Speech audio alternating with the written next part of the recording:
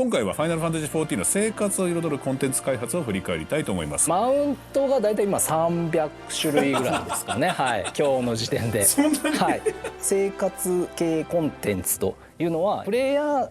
の皆さん同士が、コミュニケーション取ったり一緒に遊んだりすることだと思っていて、自分のその個性を想像していくようなもの、自分自身はこういうキャラクターなんだっていうところを演じてもらいたいというところがあるので、エモートについてこれどういうところにこだわりポイントがあるんですかね。恥ずかしながら自分がアクターしている時のご自身もなさるんですよ。俺これびっくりしちゃいました、ミニオンだけ作りたい人が勝手に集まって作ってきたみたいな経緯が仲良しな感じでやってるかというとそうでもなくて、ぬるくはねえぞと。そうみんなが各々のこれが可愛いんだとか違うぞと、これがこのキャラクターの良さなんだっていうのをなるほどもうガンガンにぶつけ合うおじさんがこう可愛いについてめちゃめちゃこう激論してるみたいなそう譲らないそろそろ楽器演奏できるようにならないかと問題だらけだったんですけれども、これどうやって解決をしていこうとなさったんですか。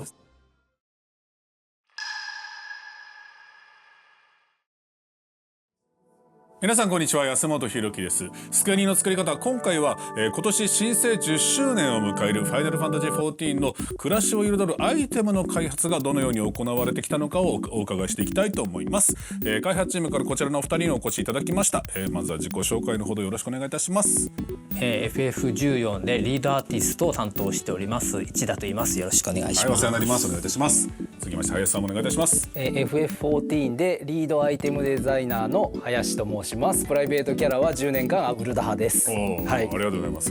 ね、サカツ中つって、よろしくお願いします。ラウバ様に会いに参りました。本当お世話になりますね。後でマウントの話も出るんですけどね、初代マウントみたいな人ですからね。よろしくお願いいたします。はい、ファイナルファンタジー14はオンライン上の広大な世界を舞台に世界中のプレイヤーと共に冒険ができるゲームでございます。プレイヤーは自分だけのキャラクターで重厚なストーリー体験、白熱なバトルはもちろん、こだわりのファッションコーディネートで写真撮影をしたり、家を建てたり、無限大の楽しみ方ができるのが特徴です。累計アカウント登録者数すごいですね。2700万。とんでもねえ数ですね。2700万を突破し、2024年夏には最新作であるファイナルファンタジー14、黄金のレガシーを発売予定。冒険の世界はさらに広がり続けています。これはもう私はね、先ほどおっしゃってくださいましたが、ラウバーンという声をやってるんですけど、キャラの声をやらせていただいてるんですけど、肩にですね、とても可愛らしい七間様を乗せてるもんですから、初代マウントと呼ばれていましたね。マウントラウバーンでずっと言われ続け、もう家の中に置きたいと言われていましたけどもね、もう今じゃもう本当に置いてる人もいますけれども、さあそういうわけでいろんなね、この今言った中でも、ただ単にロールプレイングゲームをつるっとストーリーとして遊ぶのではなくて、生活、職業に基づいていろんなことができたりとか、本当にやれることが山ほどあるファイナルファンタジー14なんですけど、その中でもまずお二人がどういったことの担当をなさってらっしゃるのかというののお話を伺っていきたいと思います。じゃあ市田さんからお願いいたします。はい、自分はリードアーティストというセクションを、担当しておりまして、はい、アーティストというと、かっこいいですね、名前が。はい、ありがとうございます。一応、はい、アーティスト一応名乗らせていただいてるんですけども、いろんなセクションにアーティスト職場があるんですけれども、装備やモンスターや背景といったその 2D デザインを描く、はい、キャラアーティストであったり、その 2D のアートを 3D に起こすキャラセクションであったり、BG セクションがあって、でそこで動きをつけていくモーションセクションで、VFX 効果をつけるエフェクトセクションで、そこにあとカメラワークをつけていくカットセクション、さらにその開発スタッフたちの環境を構築していくテクニカルアーティストの T セクションというような、かなり複数のセクションがそれぞれあって、自分はそこがバラバラに進んでいくと形にうまくできていけないので、そこを自分が見て目標となるゴールを作って、そこを統括していくっていうような仕事を担当しております。さあ、そして林さんはどういった担当に。はい、自分はですね、はい、アーティストセクションに対してデザイナーというセクションで、アイテムを作ってます。他の言い方だと企画とかプランナーとか言ったりもするんですけれども、シナリオ、お話を書いたりする人、それからそのお話を実際ゲームの形にするイベントっていうチームがあって、であと、バトルプレイヤーがこんな技を使うとか、レベルが上がるとこれぐらい強くなるっていう、そのプレイヤー側のバトルと、それからこんな敵がいてこんな敵がこんなところで戦えるっていうバトルコンテンツを作る、人たちそれから、14はいろんなこうユーザーインターフェースをパッチのために作るんですけれども、その UI セクションとそれから、生活系コンテンツって言われている、ライブって言われているセクションがあって、で、自分はそのライブっていうセクションで、アイテムを担当しています。もうとんでもないセクションがあるんですね。そうですね。一つのゲームの中、特に14ってやっぱ多いんですかね、その部分は。相当多いと思います。やっぱそうな他んですね。のプロジェクトに比べても巨大なプロジェクトの組織になってますね。しかもどんどん増えていくわけですもんね。そのそこにライブというセクションとね、お話今林さんおっしゃいましたけど、っていうところはよりどんどん増えてきますもんね、やれることっていうのが。そうですね、やれることはどんどん増えていくんですけれども、人数はそんなに増えていかないところが、はい、ちょっと大変なところだったりするんですけど、プロジェクト予算というものが、ありますからね。ちょっと難しい話になりそうだな。まあ、林さん含むデザイナー陣がじゃあ企画を担って、市田さんが統括するアーティストチームがビジュアル的な表現をどんどんじゃあ付け加えていく、そうなります。ここがまあ2つ、まあ、この2人だけじゃないたくさん山ほどスタッフさんはいらっしゃるけど、まあ、一つの関わりが結構あるところってことなわけですね。なるほどなるほど。これは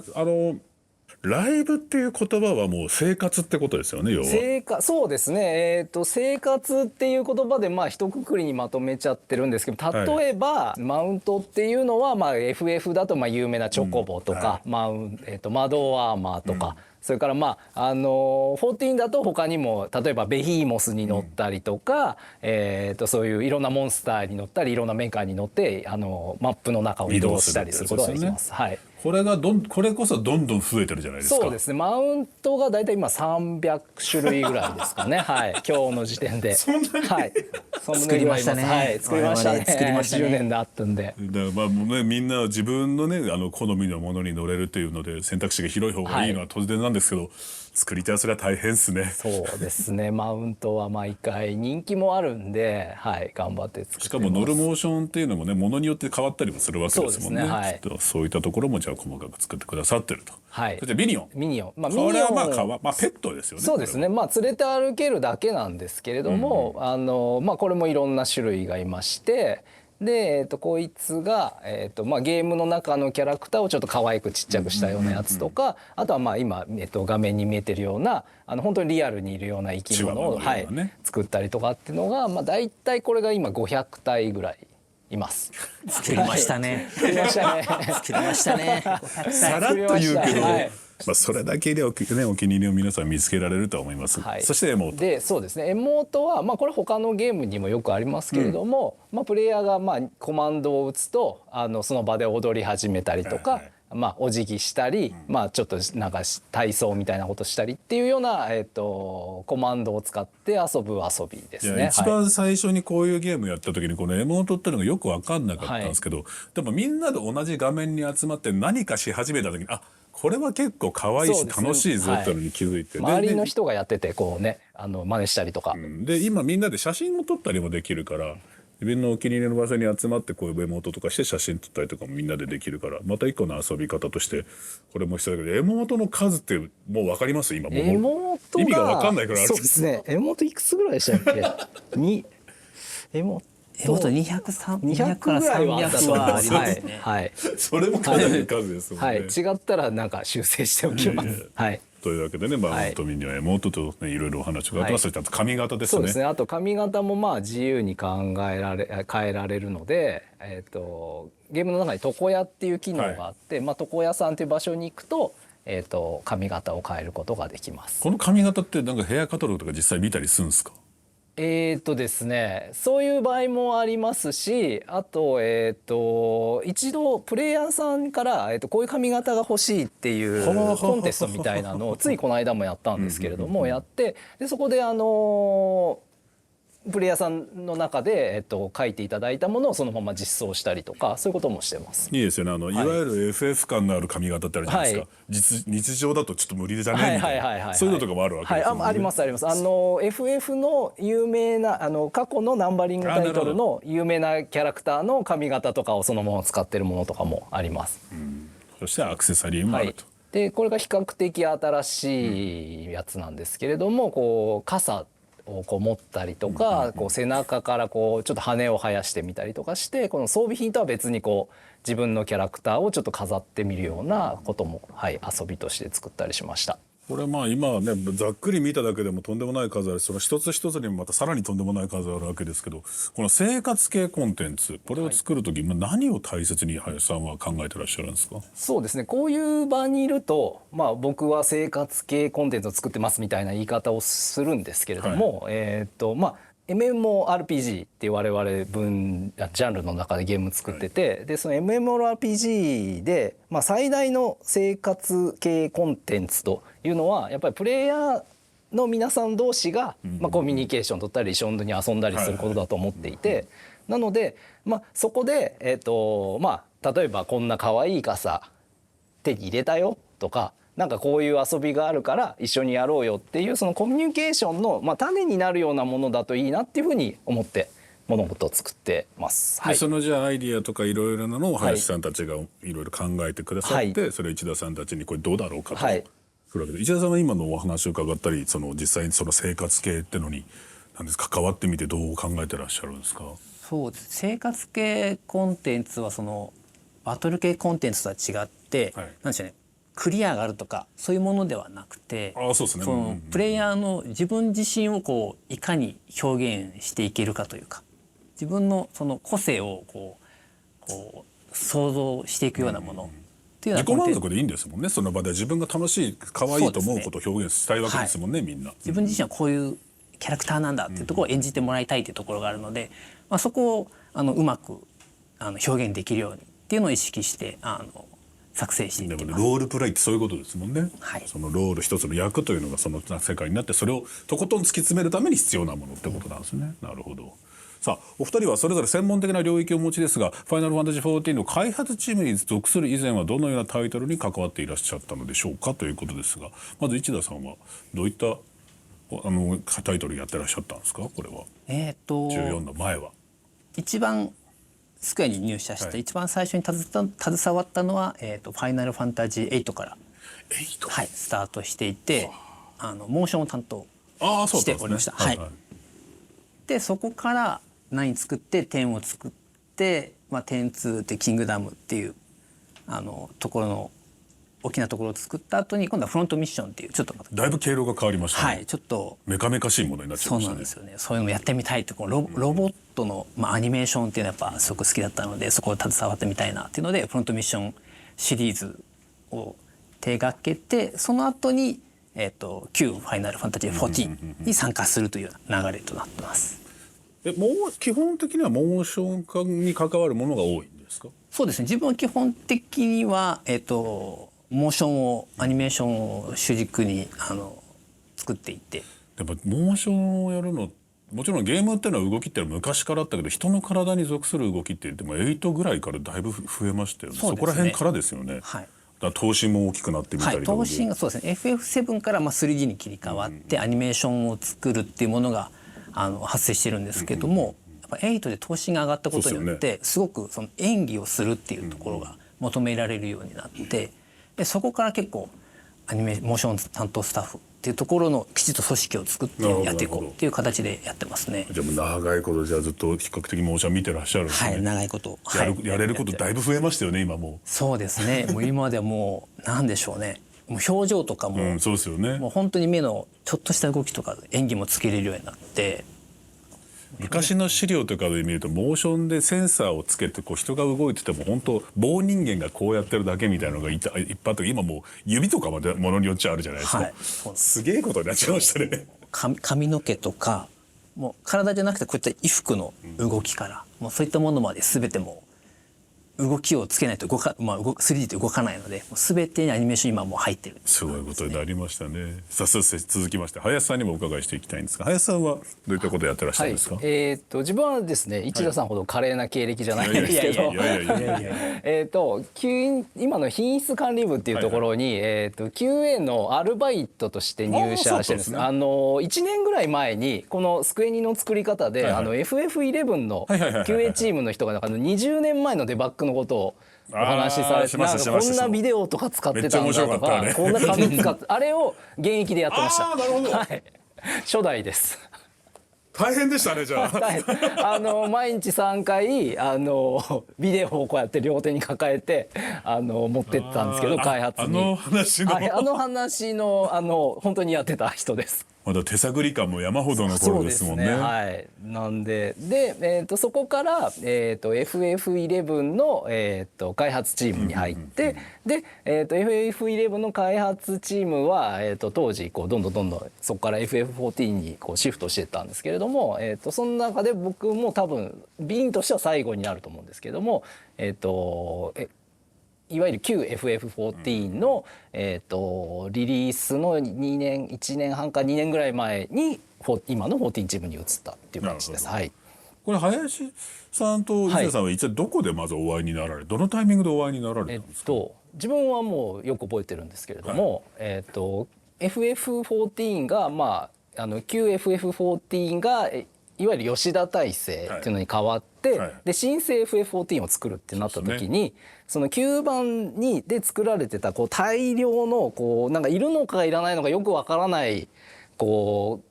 装備品だったりとか、なんか NPC が持ってるなんか木の棒だったりとか、実装されてる前にもうすでにいっぱい用意はしてあるわけですもんね。作ったんですよ。もうめちゃめちゃ心を込めて作っていろいろありましたもんね。みんななんか誰が何のために作るのかそんなことないですよ。僕だってパソコン買って94やってたんですよ。大変高かったですパソコン。だって動かないんでもそれじゃないと。でこうそれをこうなんかこういるいらないってこう仕分けをする会みたいなのをこう現場のスタッフで集まってやったんですね。でそこに僕はプランナーの担当として参加して、でその時にモーションの担当として参加したのが市田さんですね。そうで最初11の時もそうだったんですけれども、いわゆるアーティストの人たちとあんまりこう密に仕事することってなかったんで、はい、ちょっと最初はその市田さんっていう人が来るって聞いた時にちょっとビビってました僕は。はい。そうアーティストさんってやっぱちょっと違うんですか？ちょっとやっぱりこうなんていうか芸術家肌みたいなところがあるのかなみたいな、ちょっとはいおじけづいてましたね。おじけづいてたらしいですよ。そういや自分は逆にもう全然覚えてなくてもうその当時もういろいろありすぎていっぱいですよね。だって作ってもどうやら一回畳むらしいぞみたいなのがいろいろありますもんね。全てがもうひっくり返ってる時期なので、僕はどうなるんだろうとかありますよね。いろんなことといろんな切り替え着直しをしていて、ただ今あるものの中でこの中で取捨選択もするらしいぞみたいなので、そうあらゆるものがもう取捨選択を迫られてて、っていうかほとんど捨てるんですけど、はい、作り直すっていう選択をするんですけど、その時に林さんとお会いしているはず。はい、だけど林さんのもう自分の印象はもうとにかく話しやすい人。よかったですねそれは。キャラが濃い開発のメンバーの中で林さんかなり話しやすくて。いろいろと相談させてもらってます。じゃあ本当にある意味いっぱいいっぱいの時にじゃあ、はい、お会いになられて、はい、記憶がなくなるぐらいいろいろありました。もう一発頑張ろうと、はい、新生だぞというタイミングだったんですね。なるほど。さあ本日のね本題の本のお話もしていかなきゃならないんですが、今回はファイナルファンタジー14の生活を彩るコンテンツ開発を振り返りたいと思います。これ恐ろしいですよ。申請以降のアップデート年表こちらをご用意いただきました。今出てるんですけど、こんな経ってます時って。いやもう全然俺が今ゾッとしてるんですよ。2013年昨日ぐらいに感じですけどね感覚的には。新生ウェルゼアの収録自体僕は当然やってるけど、これ2012年ぐらいから撮ってたんだよな多分な、音声自体は。その中でもねどんどんイシュガールドとかそういうのでナウバウンとしたらね、はい、最近あんまかかってないけど結構序盤戦かかってたけどもう10年前かと思って今俺がゾッとしてます。そうですよね。10年経つって結構長い時間ですよね。あと行列のフィナーレがつい最近見たと思ってたんですけど、最近大変だったなぐらいの気持ちだったんですけど、いやすげえな、こんなに時が経ってたんですね。これ今スケジュールをバーって見てて思うんですけど、はい、基本的には4ヶ月ぐらいに1回、アップデートというか、パッチが当たってるんですけど、これって凄まじいサイクルじゃないですか。ただ10年続けてるとちょっと麻痺してきててそれが日常にはなってはいるんですけど、多分普通ではないとは思いますね。これ1回ごとにどれくらいアイテムが増えたりとかするんですかね。アイテムは、だいたい、1回で200から400の間ぐらいですね。はい。でほとんどはまあ装備品とか、その装備品にまつわるアイテムがほとんどなんですけれども、まあ、このアイテムを作りつつ、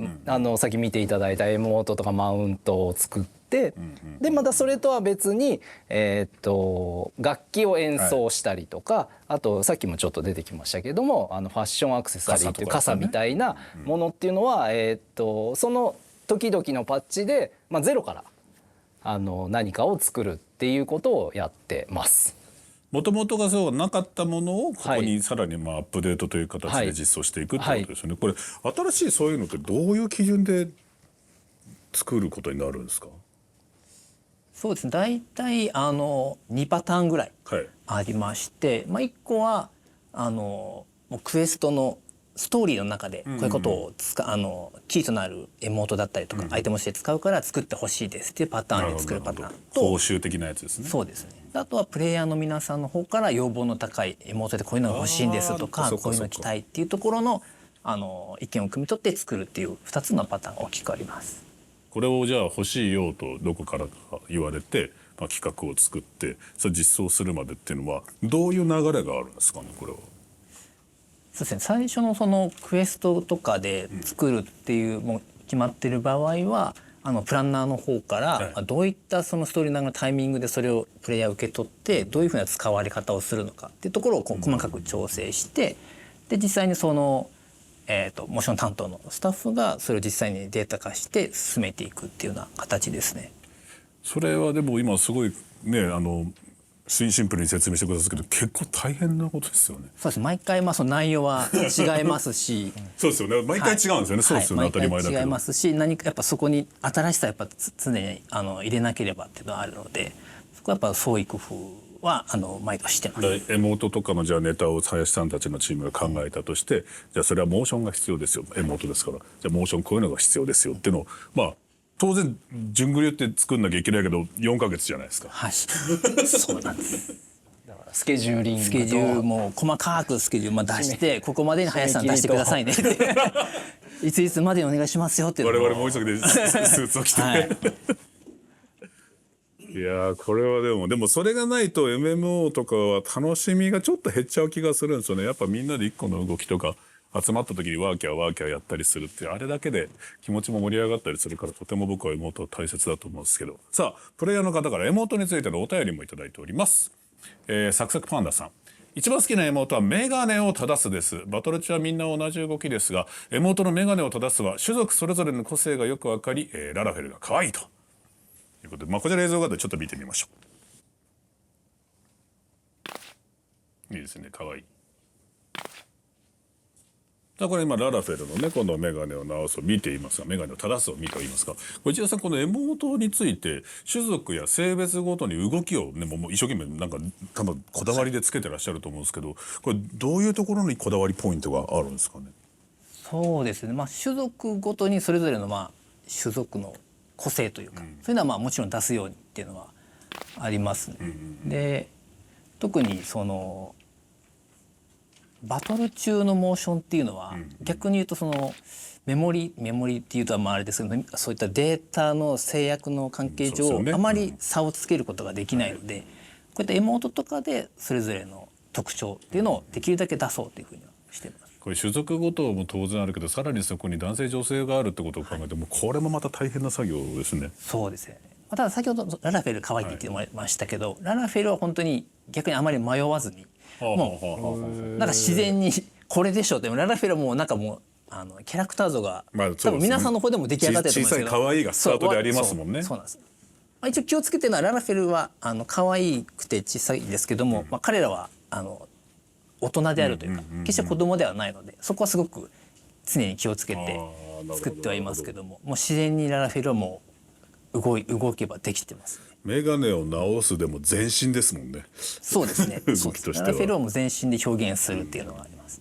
さあ今モーションのお話を伺っておりますが、今日はモーションキャプチャー撮影の記録映像もお持ちいただいたということで、ちょっとお見せいただきたいなと思います。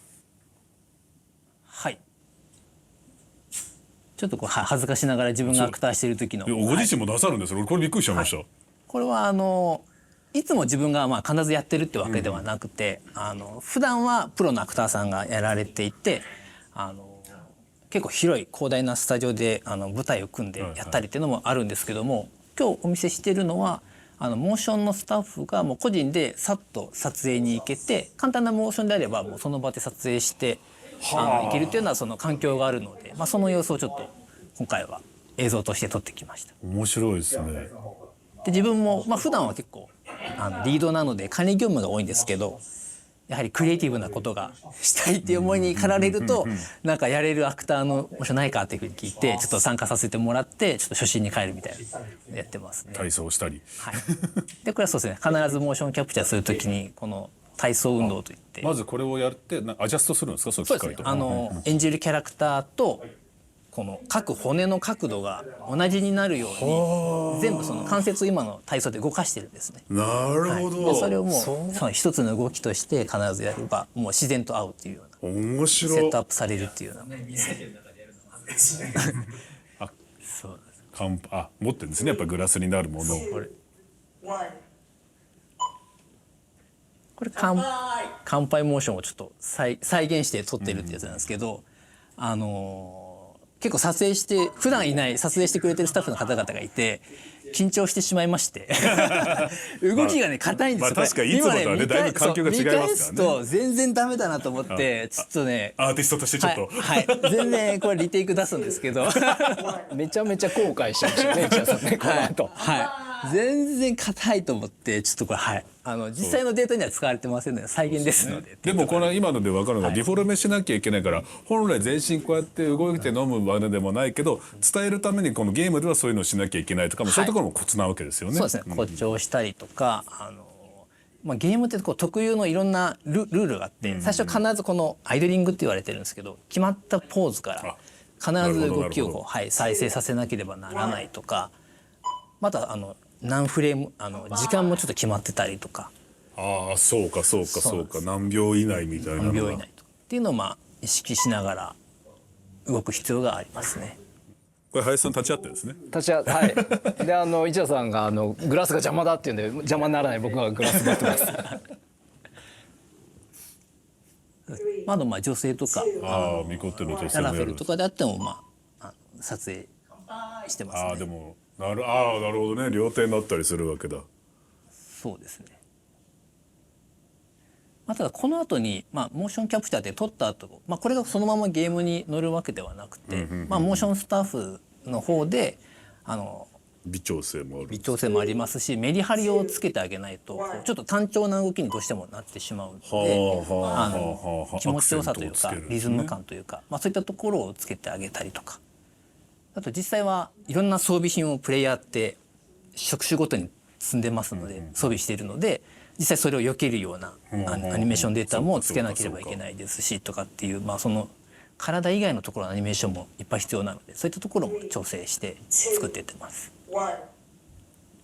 面白いですよね。でもこれこうやってやってらしたんですね。いやでもちょっと硬いですね、動き。今大丈夫。でも市田さんにちょっと足入れた方がいいっすよとかいう指示も来るんですね。そうです。本人ではやってるつもりなんですけど、やっぱね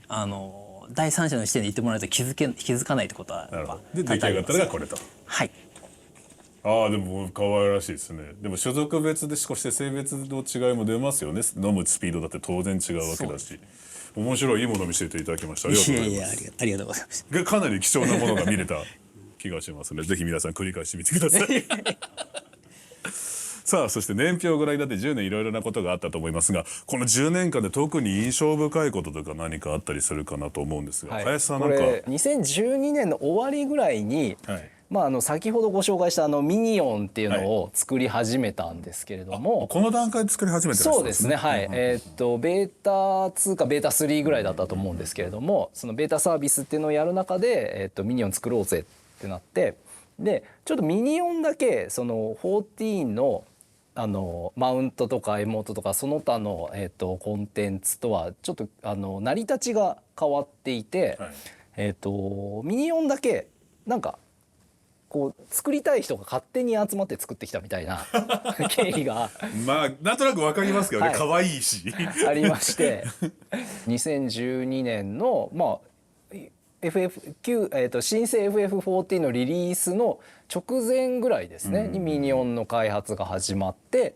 で、その時に社内の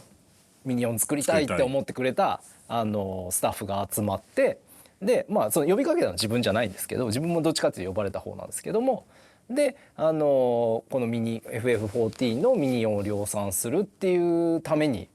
みんな集まってきて、ミニオンチームが集まってきて、ミニオン同盟なんて外側で言ったりもしたんですけれども、でこのミニオンを作ってる例えばモーションのスタッフが、同時にエモートを作ってたりとか、あとキャラクターモデルのスタッフがチョコボ走行っていうチョコボを飾るチョコボの着替えを作ってたりとかっていうのがあったんで、後にこのミニオンの担当になった後に自分がマウントの担当になったり、それからチョコボ装備の担当になったり、それからしばらくしてからエモートの担当になったんですけども、そういう時にこう話すのにもなんかすごく役に立ったっていうのが、そこで一回コミュニケーションが取れてたから。そうですねっていうのと、あとちょっとこうやっぱり結構密なコミュニケーションしてるんで、アー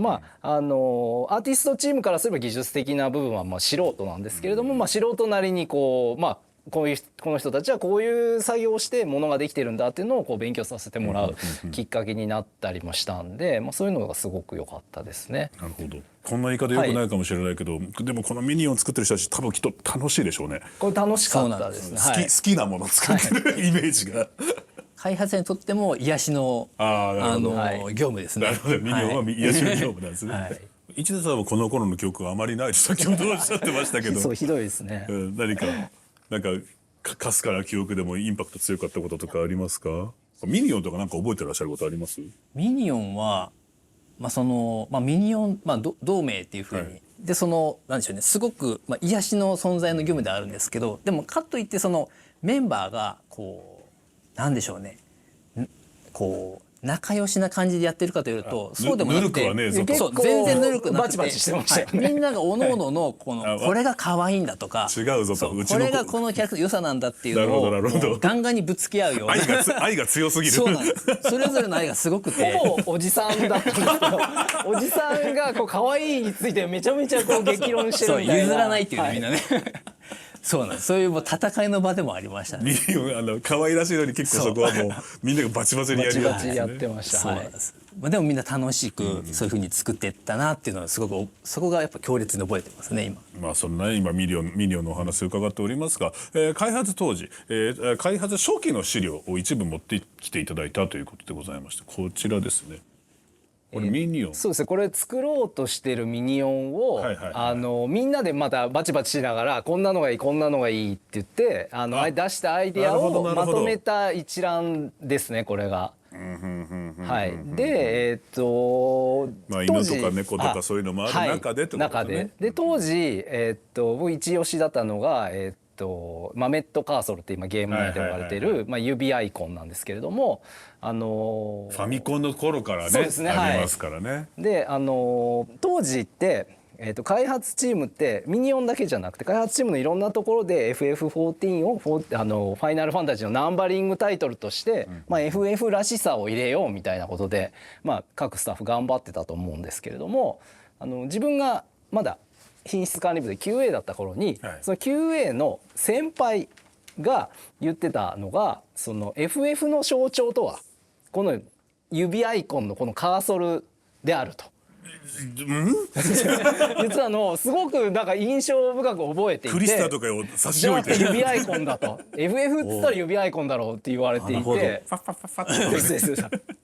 ああそうかと思ったんで、じゃあ FF らしさミニオンで出すなら指アイコンだろうと思って入れました。十字キー2回横押したら全部にビーっていうこうなんか音が鳴るっていう。なるほど。でも言われてみれば確かにですね。ここ盲点っちゃ盲点ですね。でこの先輩が巡り巡って不思議な縁なんですけれども、当時その先輩も品質管理部を卒業していて、この時期にFF14 の宣伝担当としてやってたりもして、でもこのことは覚えてなかったですけど。ひどい話必死になってこっちは作ったのに力説したの覚えてない。あれと思ったんですけど。いや豆と数できましたよ、何それってぐらいの感じで思ってたんですけど。多分忙しかったんですよ。そうですね。まあね、先ほどの話すけど、切羽詰まった時代ですもんね。いっぱいいっぱいだってこれですもんね。はい。でもね、そのミニオンってやっぱ皆さんにも愛されておりましてね、プレイヤーのみんなも大事にしてくれてるんですが、さあそんなプレイヤーからのメールをご紹介いたします。ヒマトルネさんかな。さまざまなミニオンがいますが、実装される動物のミニオンやモーションなどどういうふうに決めているのかを知りたいです。またこのミニオンのこの動きに苦労したこだわりがありお気に入りというものがあれば教えてほしいと。先ほども言ってましたが、チームがあるわけですもんね。こだわり抜いてるチームが、はい、その一部の動物ミニオン、こちらちょっと映像見てみましょう。可愛いですね。そりゃ可愛いよ。これをおじさんたちがはい、おじさんたちが主におじさんたちが、本気で作ってます、おじさんたちが。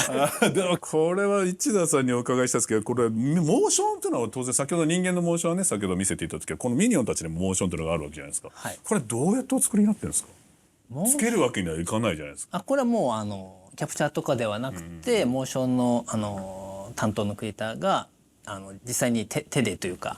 一からこう作り起こしているっていうアニメーション。めっちゃ大変っちゃ大変ですね。じゃあそうでも腕の見せ所ではありますし、そうなんですね。そうなんです。あと可愛くしたいしみんな。はい、もうなんでしょうね、自分のこう思いを 100% 逆に言うと詰め込めるというか、理想な形に手付けだとできるので、そこは作ってても楽しい。これ実際に動物飼ってらっしゃる方とかも当然いらっしゃると思うんですけど、はい、もう自分の犬とかものすごく研究とかやっぱなさってるんですかね。そうですね、モーションスタッフだと、はい、基本的にその映像ライブラリーとかもあるんですけど、実際に動物園とか行ってこういろんな動物見て、で資料も自分で作ったりもしますし、そういったのは日頃から好きでやってはいますね。でもここ可愛くないとダメっちゃダメですもんね。この子たちと生活したいとやっぱ思わせなければならぬっていうことは、結構やっぱ根性決めてやんなきゃできないですもんね。やっぱみんながそのチームがこだわり抜いてやっぱ可愛らしく作ってくれてるからこそこんなにねキラキラしてるんだと思いますが、お気に入りの動物ミニオンって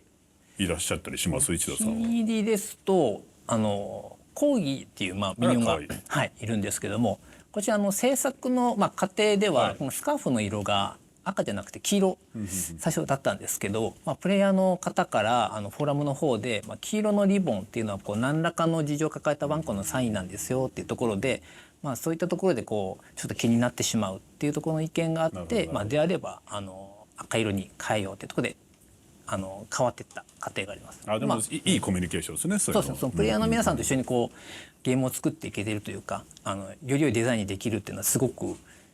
自分にとっても嬉しかったですし。そうですね。気になっちゃうポイントはね、少なきゃ少ないだけいいですね。はい。MMO ならでは、みんなと一緒に作っていくっていう MMO ならではだなっていうところですごく記憶に残ってます。これ書いてた人あれですよね。実際講義飼ってるんですよね。このアート担当はコーギーを。コーギーもこのコーギーもお腹のいい感じにギリギリすらねえぐらいの絶妙な肉のつき方してます、ね。表情もね。そうなんですよね。いいです。そう続きましてマウントについてこちらの質問も来ております。プレイヤーメールはハトさんですかね。マウントのスプリガンキャリアの走る時の辛そうなしかめっ面、飛んだ時の笑顔が大好きなのですが、マウントの細かい表情や仕草はどのように決めていらっしゃるのでしょうか。これはキャラ立ってますね。そうですね、この滑空の時とかすごくいい表情してるんですけど、でも基本的にこの辺はもう担当に本当にお任せしていて、逆にこの辺を細かく指定しすぎてしまうと遊びがなくなってしまうというか、やっぱ担当が持っている良さっていうのを引き出す遊びの部分っていうのは必要なので、そこはもう本当にお任せして作ってもらっていて、ユーザーもそこに共鳴するかしないかでお気に入りのマウント見つければいいわけですもんね。この表情はいいですね。これも会心の表情じゃないですか。百歩の顔は、いい顔しますよね。これはみんな好きになるの分かりますね。でもマウントもね、マウントだけでもだってさっき何個とおっしゃってましたっけ？300体ぐらい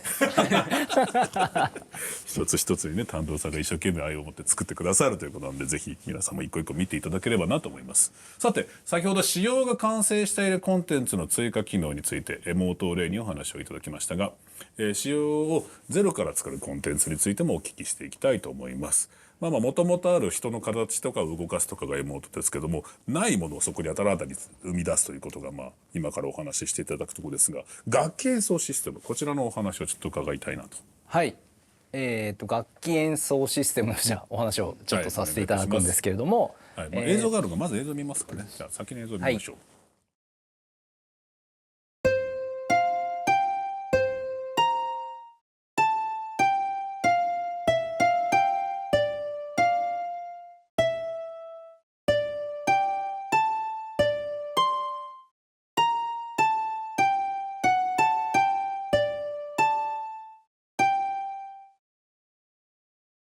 さあこちらの、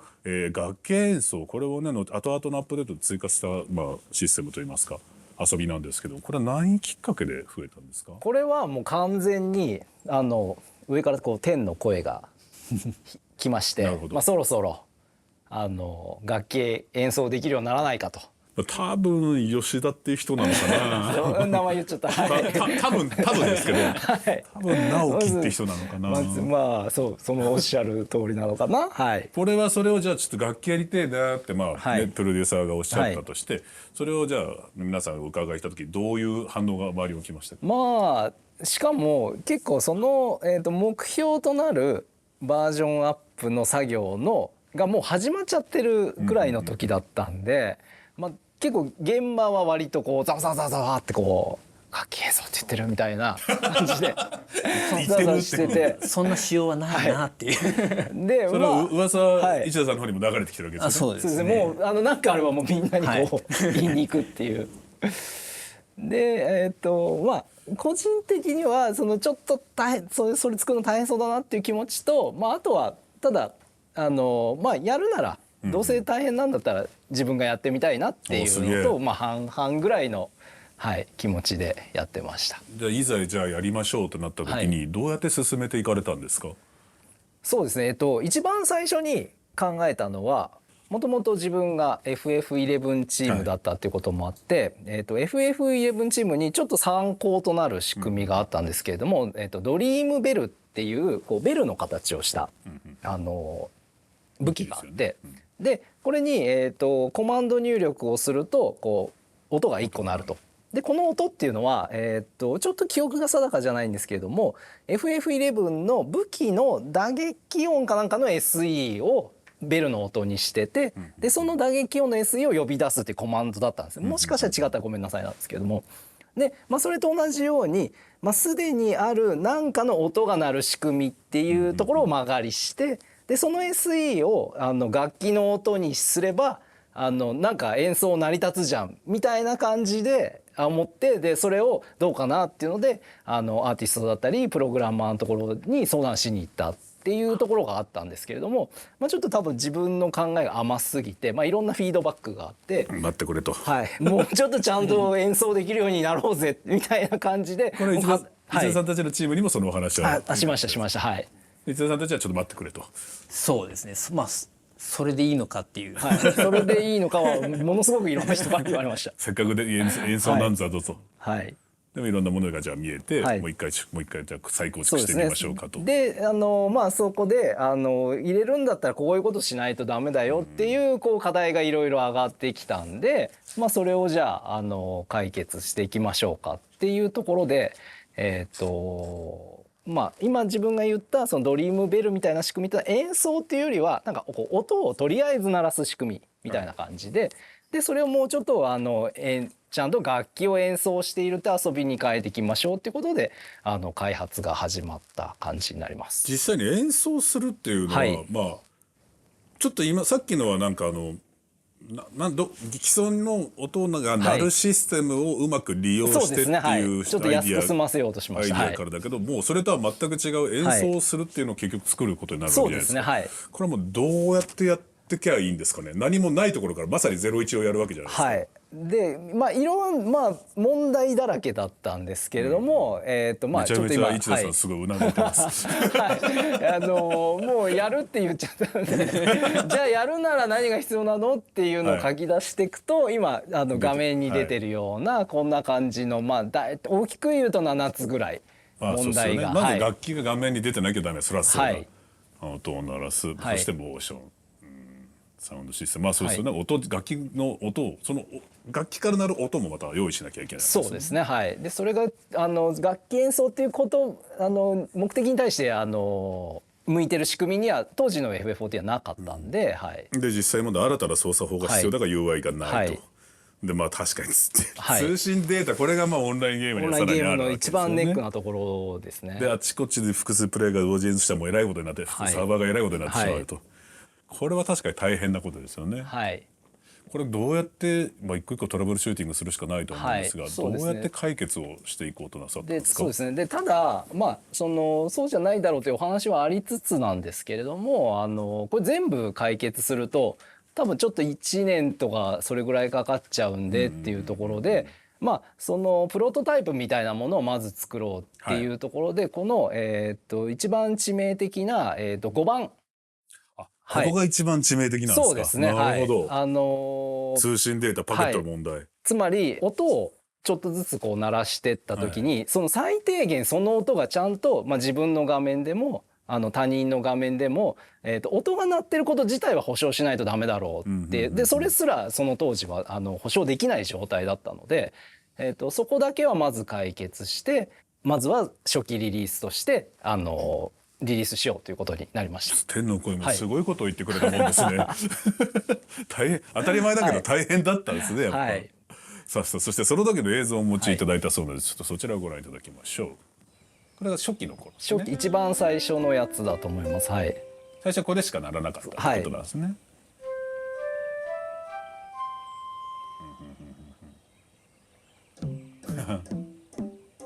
いいですね。でもこれができただけでもなんか楽しくはなりますよね。実際この状態でも結構演奏し楽しんでくださる方っていうのはいたのはいたんで事実だったんですけれども、でも新しいエモートっぽく感じますよね。そうですね。多分そんな感じで受け止められてたと思います。でこれがじゃあ、とりあえず音が鳴ります、楽器を演奏してるモーションはあります、というところまで行きました、次どういうアップデートしていくことになるんですか。で、最初はこのドレミファソラシドっていうのを、プレイヤーのアクションとして、実装したんですね。どのアクション、レのアクション。そうですそうです。はい。そうするともう音のアクションがもう数が多すぎて他のテレポとかデジョンみたいな普通にプレイヤーが他の行動で使うアクションとかもう全然見えないぐらい音のアクションだけで埋まっちゃったりとか、あとアクションの仕組みを使うっていうことはアクションで1回アクションやるとしばらく硬直時間というか止まってなきゃいけない時間があるんで、そこの影響をどうしても受けてしまうので、そうすると複雑な演奏っていうのができないと。あとはFF14 の場合は PC でやる方とそれからプレイステーションでやる方でユーザーインターフェースが違って、で特にパッドで操作する方ってこの音を自分のクロスホットバーに入れて演奏するともう普段のコードができなくなっちゃうっていうのがあって、っていうのがあってもう UI は専用にしないとダメだろうっていうことで、今見ていただいているような鍵盤のような UI を入れて、であとそのサウンドシステムをサウンド側のプログラマーさんに改修してもらって。はい、っていうような改修を入れました。これは市田さんたちもなかなか偉いこっちゃの。いやもうただグラフィックスはもうこの辺あまりもう助けることができないので。でも動きのね当然このモーションとかはね。アニメーションの方はもう用意はできるんですけど、こういったもうシステム面とからもプログラマーさんたちと林さんたちがもう協力してなんとかって頑張ってるのを言ってましたね。どうなるんだろうと思って見てたんですね。いやでもかなりモーションチームとかも、この演奏一音一音に対してちゃんとうまく綺麗に演奏してるように見えるように調整してくれてはいて、だから何もやってないとか全然なくてすごく頑張ってくれてました。これね大変なことにアップデートっていうのがこのオンラインゲームとか当然あるわけじゃないですか。楽器が増えると思うんですよ。これは大丈夫ですか。そうですね。このアップデートで少なくとも音源に関してはだいたい128種類ぐらいとか、まだ出してないものもあるんですけど、準備は枠は作って枠は作ってあります。モーションの仕組みがモーションもモーションのね当然楽器にもあるわけですもんね。楽器専用の仕組みになって、であとそれから演奏中っていうステータスっていうとちょっと分かりづらいですかね。なんていうか他の行動に邪魔されない状態になったっていうことにができるようになりました。なるほど。はい。これは楽器がやっぱ増えていけば増えていくだけモーションの市田さんのチームもそうですね。あらそれもあるんですか、はい、みたいな全部準備はしていきますね。まあモーション的にすごく大事にしてたのはこのボタンを押した時にそこがプレイヤーがこう音が鳴る部分とアニメーションがこう動くっていうところの連動性をこうテンポ感を大事にというか、そこのズレがこう起きてしまうと弾いてる感演奏覚してる感がが薄れてしまうので、そこのレスポンスはかなり気をつけて作ってましかもすね。1個の動きってわけにはいかないですもんね、はいいくつかまたそうなんです一つ一つに用意しなきゃいけないですもんね、これは大変な作業でしたね。そうですね、一つ一どちらつがもうのチームも大変だったんですよね。これ大変でした。なるほど。ものを表示することも一つ一つの調整が必要になるということですけど、ここで言った楽器演奏システムの完成が今最初の音をとりあえず出すというところからもうだいぶはい完成が見えてきたってことなんですかね、ここまで来たら。そうですね。でこの後に、はい今の回収からするとちょっとちっちゃい回収なんですけれども、キーオンキーオフって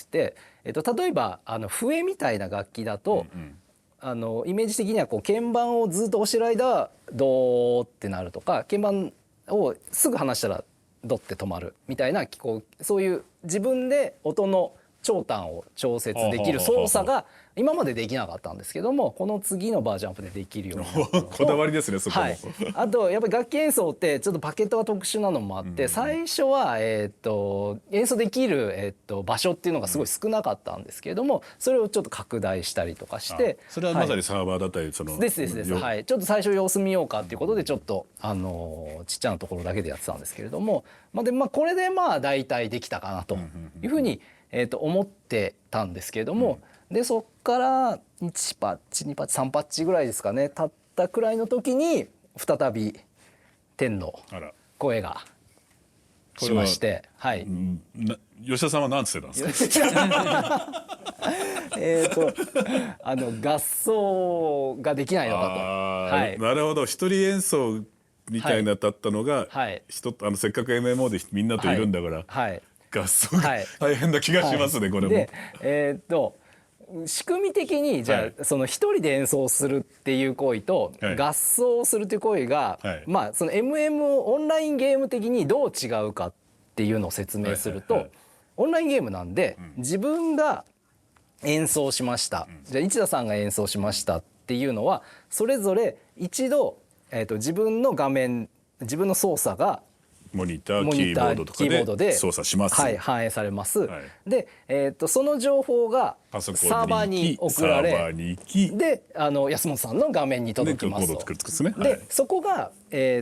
そんななんか何秒もないんですけれども、やっぱりリアルタイムではないんですね。多少ないともね。なんでチャットしたりとか、ちょっとこうエモートし合ったりする分には別に気にならないぐらいのズレなんですけれども、やっぱ演奏ってなると、やっぱりちょっとのズレが気になる。あと人によって環境も違いますもんね。そうですね。はい。であとやっぱりスタートが合わないと演奏ってやっぱり成り立たないので、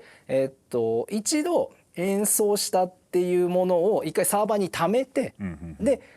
このパケットを周りの人に配るときに同じパケットとして配るっていうことをして、で、合奏という状態にした。後合わせってこと。後合わせですね。なるほどなるほどなるほど。でそれと例えば今安本さんに対して、自分と市田さんで距離が違うと思うんで、音って波長範囲っていうのがあって、距離によっては市田さんの音だけしか聞こえないとか、あとここに100人いたらこの100人が、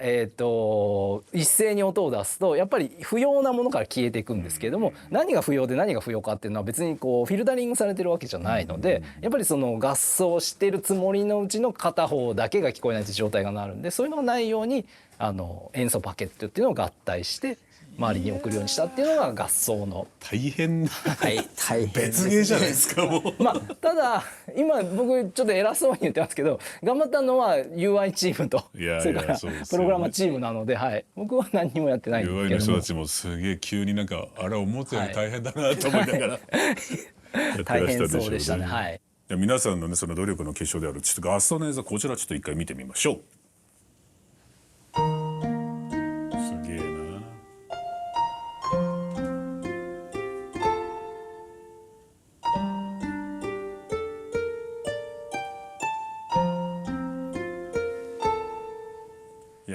れできた時嬉しかったんじゃないですか。これははい嬉しかったですね。またいいロケーションで演奏してくれてこますね。れすごくいい絵ですね。素敵な演奏ですね、はいこれ。いやー素晴らしいですね。これがいよいよ完成したと。これ天の声も満足してくれてましたか。これは吉田さんですけど。はいただやっぱりそういう天の声があったおかげでできたっていう、そうですねはい面もあかなりるのでコストをかけているので、でも実際問題ユーザーもこれね服装でまた、ね、遊んだりとかロケーション考えてとか、いろんなまた新しい遊びができるから、これはこれでユーザーは喜んだだろうな。素敵ですね。びっくりするぐらい演奏上手い人いますからね。そうプレイヤーの皆プさんロがいるんですね。プロがいますね。本当になんかそういう人なんじゃないかと思うぐらい、職人はねやっぱ生まれるんですよね。そこがでもまたオンラインゲームの楽しいところでもありますけどね。さあそしてさらになんかこれもとんでもないことですよね。はい、でこの次の次ぐらいのタイミングで、フェンダーさん、いやびっくりしましたよ。はい、そのコラボレーションでその FF14 の、シグネチャーモデルを作るんだと。いやそうなんですよ、なんかギタリストのシグネチャーモデルは聞いたことがあるんですよ。そうなんですよね。ゲームのっていうのは、もちろんあるかもしれないけどフェンダーってやっぱ世界的に、有名フェンダーがロック小僧たちはみんな愛する、はい会社なわけです。そこが FF とコラボってなかなか面白いことだなと思いましたね。はい、で、はい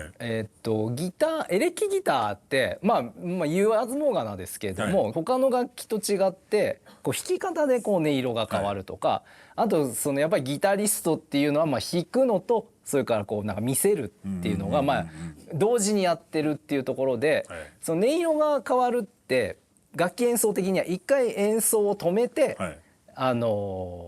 次の音色に変えるって必ず一回演奏止めなきゃいけなかったんですけれども、このギターのために演奏を止めないで音色を変えるっていう仕組みを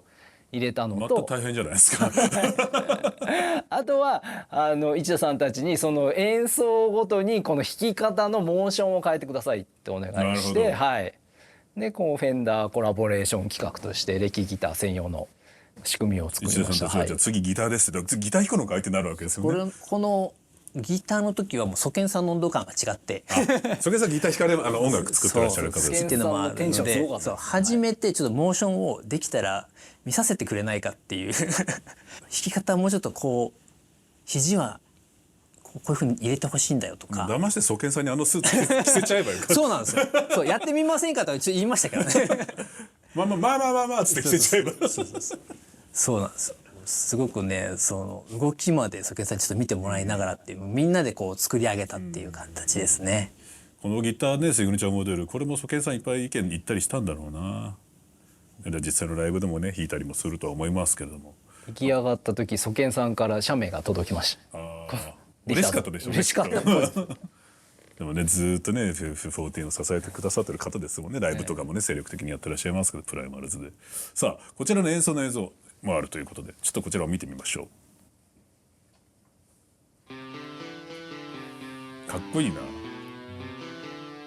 でもこの楽器とかのこのエフェクトが出るのもちょっとでもミュートとかなんかいろいろあるんですね、このエフェクターが。この演奏の名前もソケンさんが考えました。そうなんですね。ミュートもあって、ミュートなんて普通入れないですよ。パワーコード、なるほど。そうか、弾き方が変わるのか。すげえ。ハーミングで遊ぶと。なるほど。これは確かにギター弾いてる人がいないとこうはなってないでしょうね。面白いですね。こういうのでもさらに遊びの幅がどんどん広がっていくし、だったらもうこのギターはシグニチャーモデルして出ちゃうと。えらいこっちゃだ。これ実際実装しますせって言った時にプレイヤーとかユーザーの反応ってどうだったんですか？やっぱりフェンダーのインパクトは、いやそうですよね。やっぱり有名ですし、14ここまで来たかと。フェンダーってなりますもんね。そうですね。だってゲーム知らない人でも音楽好きな人はみんな知ってますからね。であと同時にもともとそういうつもりではなかったんですけれども、そのゲーム内のおしゃれ装備として革ジャンを、いいですね。入れた。たまたまなんですか？たまたま、本当にたまたまです。いいタイミングだったんですね。いいタイミングでした。で実際このフェンダーのモデルエレキギター入れた時のなんかプロモーション画像とかもやっぱ革ジャン着たキャラクターが映ったりとかして入れてよかったなとは思いました。なるほど、はい、一番最初に楽器演奏したいなという天の声から始まって、はい、いろいろもうねこう波及して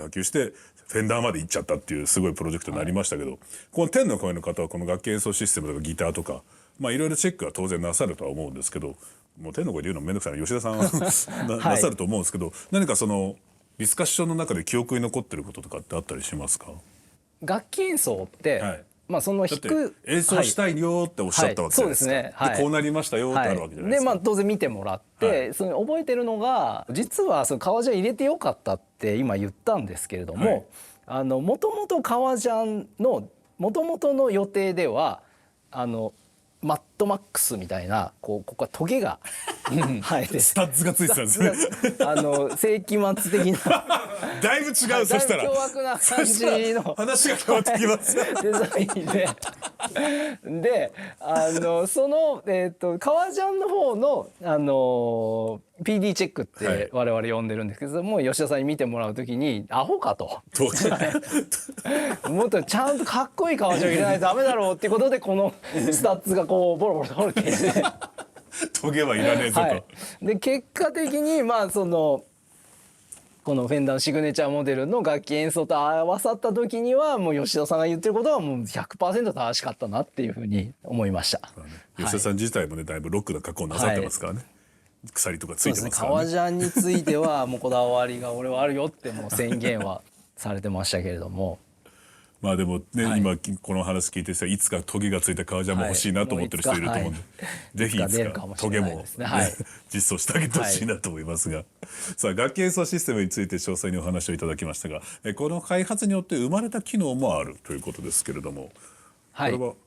何か新しく増えたんですか？この次に、この楽器演奏が作れたおかげで作れるようになったのがファッションアクセサリーっていうシステムの総称なんですけれども、傘ですね。そうか、別のものを持つからってこと？そうですね。楽器を持つっていうノリで、傘をじゃあ持とうじゃないかと。はあはあはあはあはあ、そうかそうかそうか。これは 5.2 バッチ 5.2 で実装されたと。これなぜ急に傘を作ろうと思ったんですか？傘は実は3つぐらいきっかけがあって、で一つは街の中にいる NPC プレイヤーってもともと自分の武器しか持ってないんですけれども、街中にいる NPC ってその NPC のこう雰囲気合わせで例えば調理ギルドにいる NPC がこう鍋をこう玉でかき回してたりとかそういうことができるので、こういうふうになんかその自分のその戦闘用の武器以外のものを持たせたいなっていうのは、日常感というかそうですね、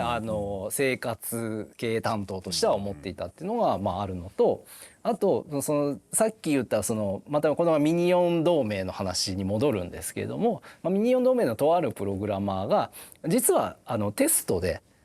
傘みたいなものをミニオンで作ってたことがあって、傘を引き連れてたんですか？ですね実際には羽なんですけれどもファッションアクセサリー羽っていうジャンルもあって、でこの羽をミニオンとして背中にくっつけるっていう仕組みを実は作っていて、そうか動くからかですなるほど、っていうのと、あと一番大きかったのは、プレイヤーさんから、傘を持ちたいっていう直接要望があって、でこの3つが相まって、ただちょっと傘っていうかこうなんか持たせるのって難しいよなっていうのがあったんですけれども、そういえば傘どころか楽器持たしたぞと。そうですね、楽器持ててんじゃんみたいな話になったっていうところで、楽器持ってんじゃん、じゃあいけるじゃんっつったって結局どっかしらで多分きっと大変な要素はあったんですよね、きっと。あったんだと思います。多分これ傘は傘でまたモーションもあるんですか？あります。やっぱそうなんですね。刺しながらこう歩きたいとか、エモートをしたいっていうところの要望があったので、そこをこういかに実現するかっていうのはかなり大変でした。そうか、そうですよね。傘を持って終わりではないってことですもんね。楽器の場合は楽器中は何であろうと楽器を弾いてればよかったんですけども、それでうろつくわけじゃないですからね。こっちはどっちかというと自由に行動させたかったので、自由に行動できるし、かついつでも表示できるっていうところが結構ネックで、MMO ってこのできるだけキャラクターを多く表示させたいとか、まあ、BG の方もできるだけこういろんなオブジェクトを置いたりとかっていうところをやりたいので、結構常にギリギリの表示、容量の圧迫もあるのか、ギリギリでできているところがあるので、そこにプラス新たな何かものを表示させるとなると、じゃあ何かを表示させないようにしないとこう溢れてしまう、データが溢れてしまう、より溢れてしまうっていうところがあるので、まあ、そこをこう仕組みを作って解決していくっていうところからこう作っていったって感じですね。それはやっぱ楽器を作ったっていうのがあったから乗り越えられたってことですか？そうですね、そういう道のりがあったからこそ、基本的に楽器はその一回取り出す時にその楽器を呼び出すためのそのデータを読み込む瞬間があるんですけど、傘はその瞬間的にこうパッと出さなきゃいけないので、そのデータを読み込む隙間がないっていうところで、疑似的にそのミニオンで使っている表示枠を使ってそこに傘を使ったりとか、だからさっきのミニオンのお話とかが出てくる、マウントであったりとかで、そういうところを間借りしてるって感じです。なるほどなるほど。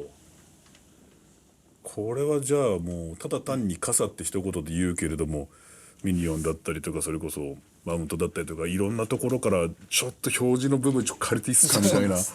のがないとやっぱでもいっぱい、全部がもうすでにみんなにいいクオリティのものをお届けしようとすか、すでにもういっぱいいっぱいなわけですね。はい、そうなんです。その中でじゃあどうやってこれをじゃあ表現していくかでも試行錯誤がじゃあやっぱり山ほどあったってことなんですね。アイデアでやりくりするしかないと思うんですけど、そこ見っけたのは気持ちがいいですね。そうでもそこしかなかったっていうだからもうそこしか本当になかったので、もうプログラマーさんにもその採用お願いしてとかっていうところをやりましたね。でもただの傘では終わらない、刺しゃ終わりじゃないっていうわけですよね、傘っていうのは。それがまた大変ですよね。今なんとかねコメントにもあるんですけど、傘ってことはまあ雨降ったり濡れたらどうするんだっていうのが、傘だけは他のその羽だったりとか眼鏡とかっていうのはそれでよかったんですけれども、傘の場合はやっぱり雨が降った時にこの傘の雨を貫通しちゃダメだっていうのと、あと14は水に濡れると自分の体が濡れるっていう表現が入ってるんで、この2つを傘だけはなんとか解決しなきゃいけない。傘さしてればそれがないようにしなければならぬと。また新たな問題が、そうです。また新たな問題がありまして、これどうやって解決なさったんですか？これはですねまあちょうどこれが冬だったんですけれども、作ってたのは1月でちょうど忘年会じゃないや新年会のシーズンで。14チーム当時はまだコロナ前だったんで結構たくさんの人が集まって新年会やってたんですけれども、そこで担当してくれるそのグラフィック系の責任があるプログラマーさんのところにこうやってお酌して回って「お願いします」なんとかしてください。雨をですねお願いしますって言ってお願いして回って解決した。具体的に言うと雨が降った時に傘の上にこう見えない透明のなんか AT フィールドみたいな、こういう壁を作って、でこれが雨を弾いてくれて、で同時に傘も今傘中ですっていうステータスになるので、その時は水に濡れないっていう処理をプレイヤー側にしてもらって、それでその2つが組み合わさると傘さして雨が貫通しないし自分も濡れないっていうステータスの方にそういうふうに打ち込むとってことですね。なるほど。っていう感じです。はい。ということはただのファッションアイテムじゃなくなってしまったと。傘だけはそうですね。はい。結果的に傘を一番最初にリリースしたんですけれども、傘作るのが一番大変でした。なるほどなるほど。さあファッションアクセサリーのお話ですけど、プレイヤーからちょっと質問来ています。こちらクローソーさん。お気に入りのアイテムやあまり話題になっていないけど一押しというアイテムがあれば教えてください。何かありますか？お気に入りのアイテムって。林さんにじゃあお伺いしようかな。そうですね、最近のお気に入りなんですけれども、つくも番傘っていう最近のバリアントダンジョンというところの六根山っていう場所で取れるアイテムで、これがその場所ってこう和風のダンジョンで、妖怪のモンスターがたくさん出てきてっていうところで、取れる場所で妖怪いっぱい出るし、じゃあ妖怪っぽい傘入れようじゃないかっていうので担当のデザイナーと相談してこれを入れました。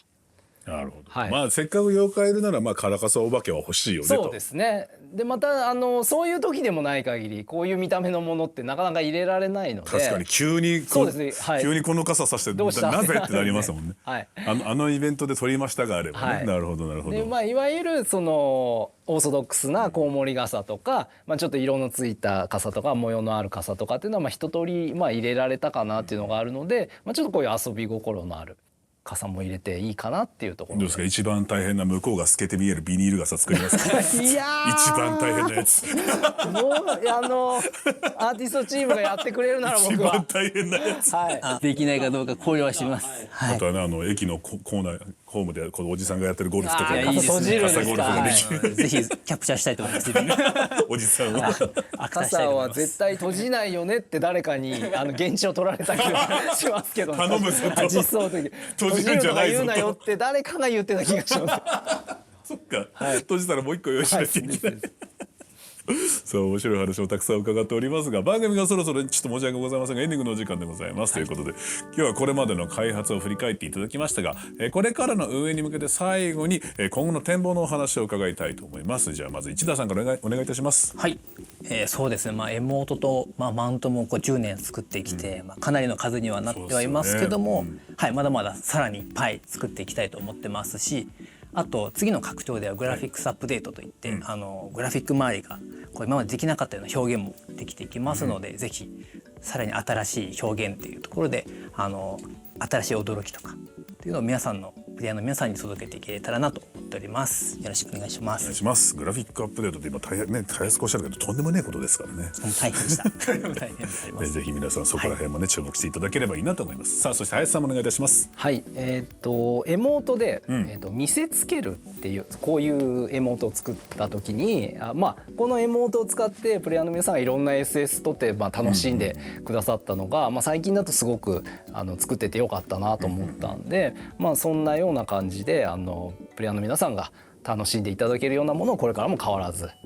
次の10年間ちょっとずつ入れていきたいと思っています。はい、ありがとうございますね、アップデートがあればあるだけどんどん作るものが増えていくんですけど、ぜひこれからも楽しみながらいっぱいたくさん作ってください。お願いいたします。さあこの動画が良かったと思った方はいいねボタンや動画のコメント X 過去旧 Twitter でハッシュタグスクエニの作り方でぜひ感想なども送ってください。お願いいたします。さあというわけでございまして本日は誠にありがとうございました。ありがとうございました。